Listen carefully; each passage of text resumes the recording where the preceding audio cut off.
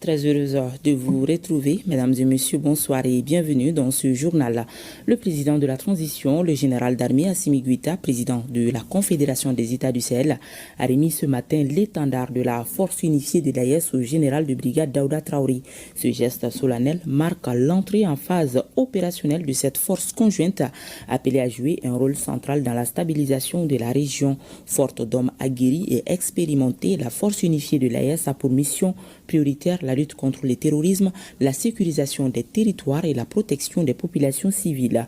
Pour le président Assimi Goïta, cette cérémonie de remise de l'étendard constitue une étape déterminante dans l'édification d'un dispositif de défense collective fondé sur la solidarité régionale, la souveraineté des États et l'efficacité militaire.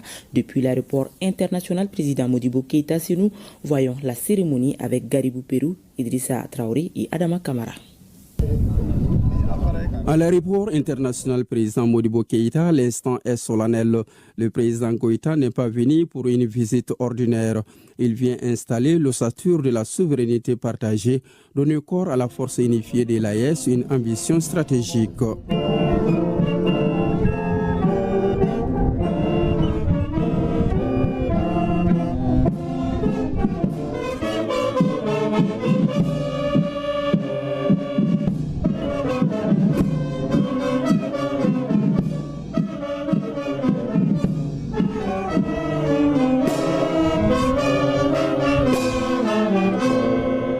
Les rangs sont droits, les regards fixes, la discipline absolue et la précision quasi mécanique dans l'alignement impeccable des unités. Sous l'éclat métallique des blindés immobilisés, le chef suprême des armées marque une halte.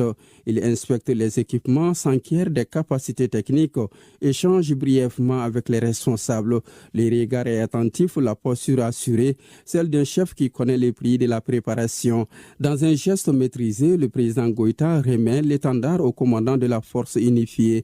Désormais, cette force multinationale, solide et équipée, est identifiable par un symbole commun. Les forces aériennes de l'AES mènent au quotidien des opérations conjointes offensives sur le théâtre unifié, au cours desquelles nos oiseaux d'acier, dont vous voyez derrière moi quelques exemplaires représentatifs, se transforment en anges de la mort pour l'adversaire, diffusant une musique qui traumatise ces barbares dont le but est de terroriser nos populations.